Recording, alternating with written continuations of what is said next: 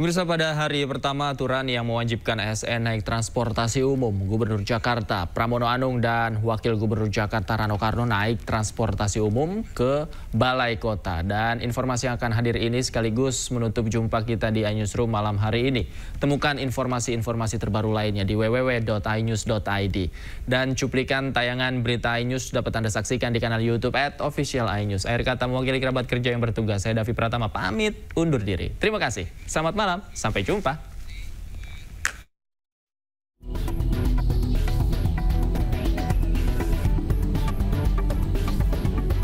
Gubernur Jakarta Pramono Anung resmi mengeluarkan aturan terkait penggunaan angkutan umum untuk para pegawai di Pemprov Jakarta setiap hari Rabu.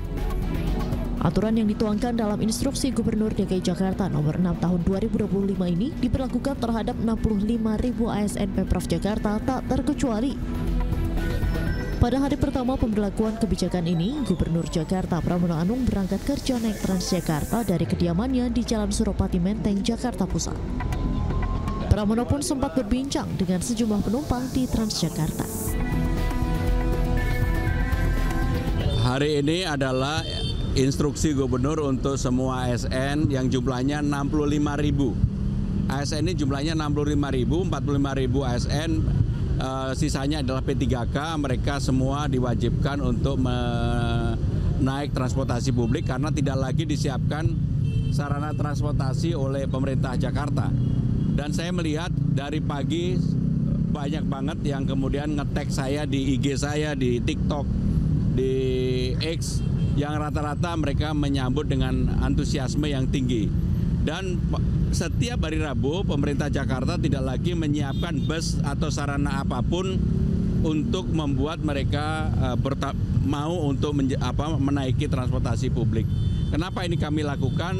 Saya tahu bahwa ini akan mengurangi kemacetan, polusi juga pasti turun karena aktivitas 65.000 orang setiap Rabu itu dampaknya besar. Sementara itu, Wakil Gubernur Jakarta Rano Karno berangkat ke kantor menggunakan transportasi umum. Diantar dengan mobil dan pengawalan ketat, Rano turun di halte MRT Lebak Bulus, Jakarta Selatan. Di perjalanan, Rano menyempatkan diri untuk berfoto dan menyapa warga Jakarta. Kemudian tiba di Jakarta Pusat, ia pun melanjutkan perjalanan menggunakan Transjakarta karena jarak stasiun MRT ke Balai Kota masih 3 km. Tapi memang lebih buat saya lebih enak. Ya artinya kemacetan bisa kita hindari.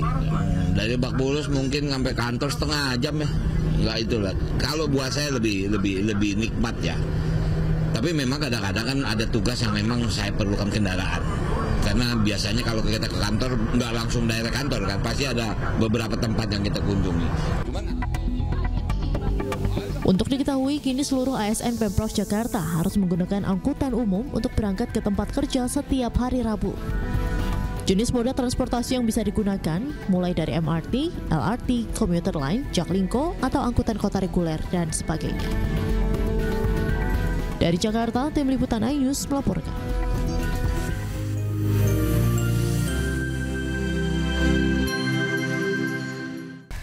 Pemirsa, pemerintah Provinsi Bengkulu membuat program khusus pembinaan anak nakal di wilayahnya dengan melibatkan TNI dan Polri.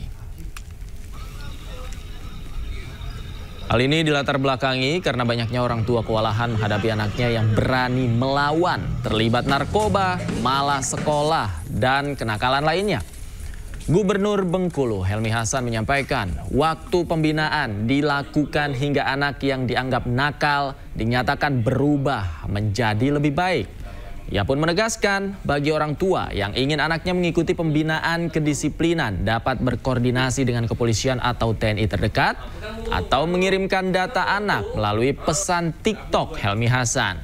Pembinaan ini bertujuan untuk membangun karakter dan mendisiplinkan anak-anak sehingga tidak lagi melakukan kenakalan serta merusak masa depan mereka.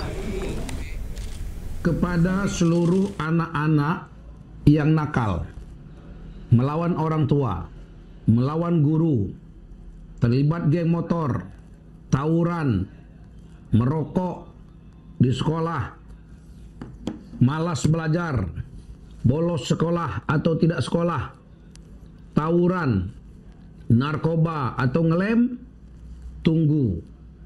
Pemerintah Provinsi Bengkulu dengan TNI, Polri, Angkatan Laut akan datang menjemput untuk nanti melatih mereka, ditempatkan di barak-barak selama 40 hari. Kalau tidak mempan, 4 bulan.